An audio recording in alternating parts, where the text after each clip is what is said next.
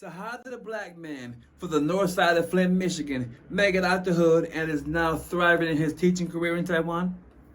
Pay attention to the video. We have only 35 chambers. There is no 36. I know that. But I want to create a new chamber. Oh? And what would that be? Okay, welcome back to my YouTube channel, C.A.C. Live in Taiwan. Since you made it to this page, go ahead, hit the like button, subscribe, and share this content, okay? So let's dive right into the topic of this video, which is how and why I chose to leave the north side of Flint, Michigan, get out the hood, and go and take my teaching career to Taiwan, alright? So let's go back to who I am. For starters, I was born in the 1980s, but I grew up in the 1990s. And as early as I can remember, I had this love, affection for Chinese culture. I remember my pops growing up showing us kung fu movies with, you know, Bruce Lee, Bobo, whoever's and whatnot. And there was this one flick that came out of New York. It was called The Last Dragon with Bruce Leroy, right? If you were old head, you know what I'm talking about. Bruce Leroy, when he had the glow and he killed my man, showing up. Raised in the 80s and grew up in the 90s, I remember those early influences from like the Chinese culture with the kung fu flicks and whatnot, right? But because I grew up in the 1990s, I was heavily influenced by the Wu-Tang Clan, who was straight out of New York. And they was big on incorporating kung fu flicks into their musical content, right? And just seeing that gully culture that they was putting into their music, they really piqued my interest, right? Especially when they could, you know, mix that with like the kung fu essence, and then still keep it street and keep it raw and whatnot. Yeah. So, anyways, Wu-Tang Clan was a big influence in my early childhood years, right? Adolescent years to now, right? I love the Wu-Tang. Anyways, bring it back. So yeah, so at an early age, I was highly interested into Chinese culture, and I thought that Asian women were just like the most beautiful women on the fucking face of the planet. So yes, I was struck with yellow fever at a very early age. So in my heart, I already had this natural attraction, desire to meet beautiful Chinese women. For my college education, I pursued my bachelor's degree at the University of Michigan, Flint, with a major in Spanish, and I pursued a teaching license. I wanted to become a high school Spanish teacher. Okay, and while attending classes at the University of Michigan, I had encountered many beautiful Asian women that just like kept me like, you know, interested like all day long, right? Because I really desired an Asian woman back in the day, okay? Anywho's, so in particular, there was this one beautiful, gorgeous Asian woman that I would see running on the treadmill like all the time that I was at the gym trying to work out, and I would just sit there in awe, like, wow, look at that, damn, like man, her body was like bad. So anywho's, so yeah, while like I said, while in the university, like my interest was like heightened so much.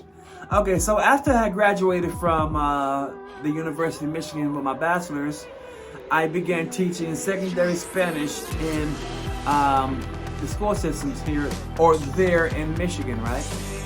And it didn't matter what job I had secured.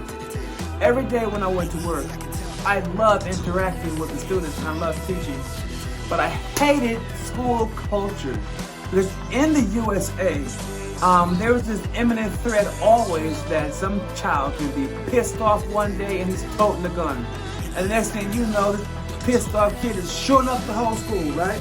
So that is a real threat that all teachers and students must deal with in the educational system in the USA. And additionally to that, students are disrespectful, man. They do not care what the teacher's saying. They don't have respect for any school staff whatsoever, nor do they have respect for their classmates, right? It's just a very frustrating, chaotic situation that teachers and students must endure when trying to, be involved in education in the USA. So, needless to say, I was very dissatisfied with my teaching experiences in the USA. Okay?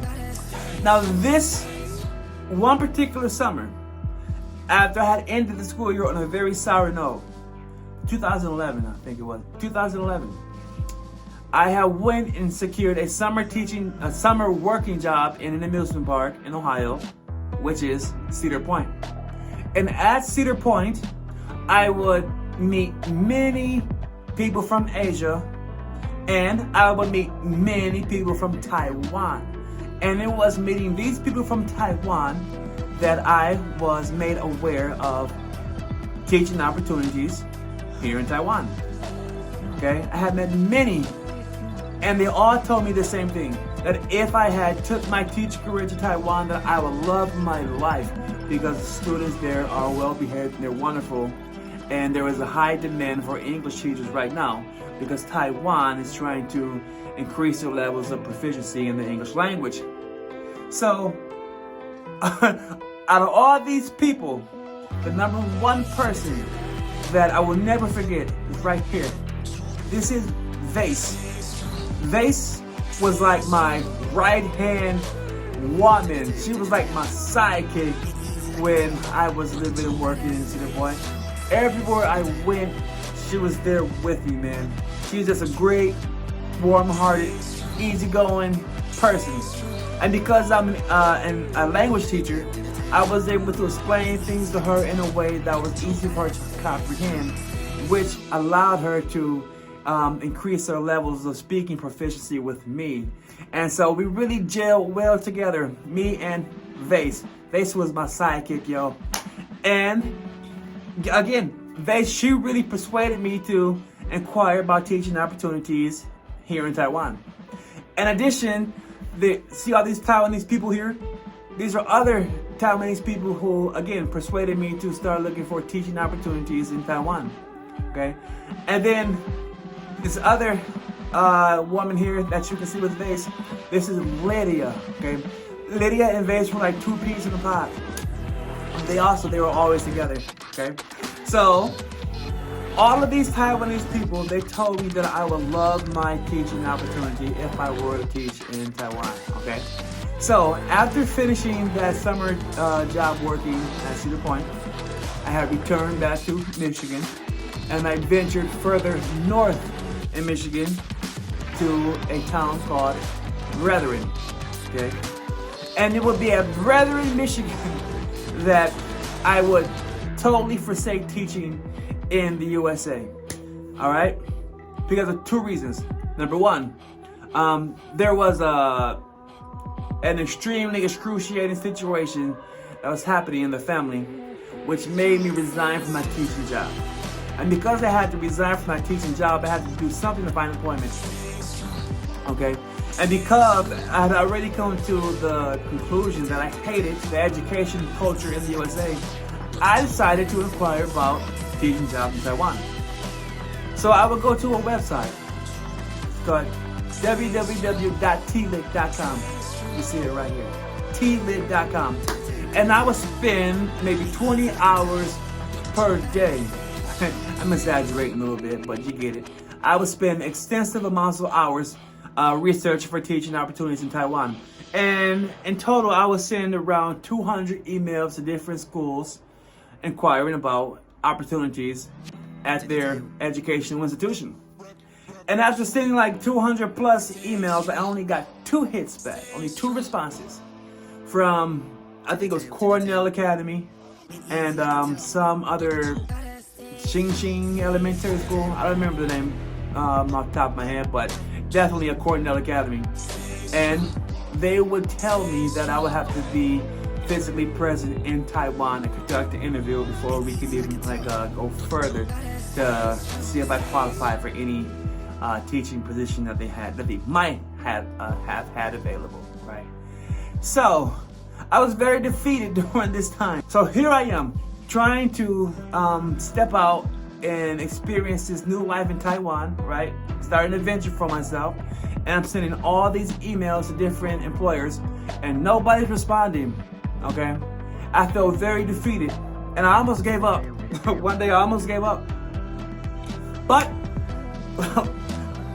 one fateful day, I was walking through the University of Michigan Flint, and I saw a flyer posted on the wall that said, if you are a teacher of elementary school students and you love children, come teach with us in Taiwan.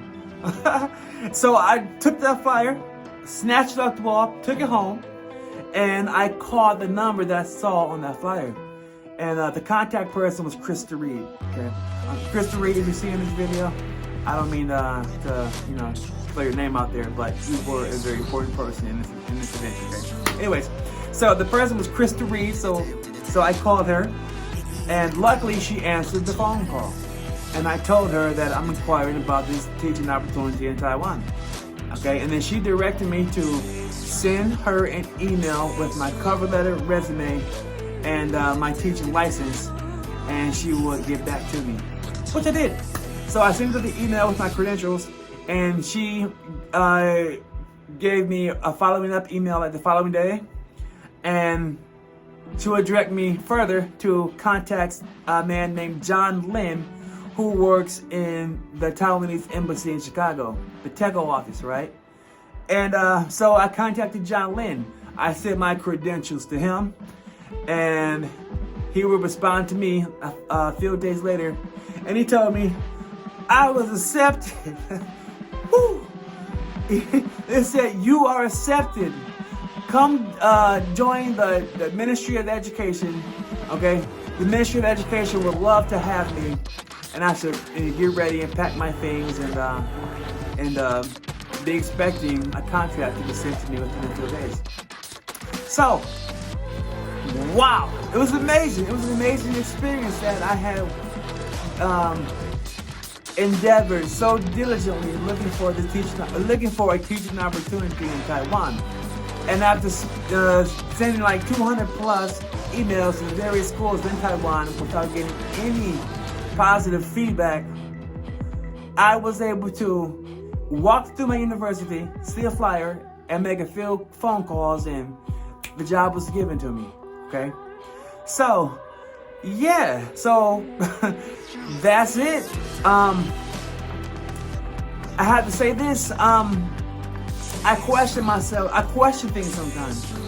Was this opportunity an act of fate? Like, was this always supposed to be in my cards? Because of it, I've had an interest in Chinese culture and Chinese women for quite some time. So it only seemed natural that I would go to Asia, a Chinese cultured country, in pursuit of a Chinese woman, right? Also, was it an act of fate that I met so many wonderful Taiwanese people and they all persuaded me to take my teacher career to their country of Taiwan? And is it a coincidence that I was very dissatisfied with my teaching job so much that I wanted to completely abandon my career path in the USA and go to an Asian country and resume my teaching career there? I don't know. And then maybe those are questions that will never have an answer to them. But I'll say this: if it was not for my effort, okay, and my resilience in finding this teaching job, or finding a teaching job, I should say, in Taiwan, I wouldn't be in Taiwan right now, okay? And so, yeah, that's the story of how I got my teaching job in Taiwan. And I will say this before I end this video. Being here for the past 8 years and working in this Taiwanese culture and teaching these students, right, it has given me a new appreciation for language teaching and language learning. Here I am really able to put my my degrees to use, okay? In the year of 2015, I returned to the States for 2 years, and I began pursuing my master's degree at the University at Wayne State University in Detroit. Okay, my master's was in language learning. So I obtained my Master's of Arts in Language Learning in December of 2018. Okay. However, in the year 2017, I returned to Taiwan and I resumed my teaching career in this beautiful country. Okay. And since I've been here for going on 6 years now, since I've obtained my master's degree, I think that I'm going to be in this country for a very long time. Taiwan is just a wonderful country. The students are easier to teach, and there's a lot of things that we do not have to deal with in this country, in this culture, such as gun violence, such as racism, such as black on black crime, or white on black crime, or black on white crime. All of those things do not exist here. Here in this country, for the most part, people are very friendly, they're welcoming, they avoid conflict, and they believe in like this living in harmony with one another. They enjoy harmonious relationships, so everybody seeks to promote peace and cooperation amongst each other. It's very collective. It's like people, they hold hands together and they are like in sync and in unity in this country, right? And I hope that that is something that people in the USA can learn to incorporate into society. Because I do believe that if the USA were able to put the differences aside and put the common good of the whole country first, okay, then things will shape up for the USA. Okay, how? So I don't want to get too philosophical and deep into this video, but yeah, this is my experience in Taiwan. So welcome to my channel. I hope you've enjoyed this content. Before you leave, don't forget to hit the like button, subscribe, leave a comment, okay? And I will see you in the next one. This has been C.A.C. live in Taiwan. Peace.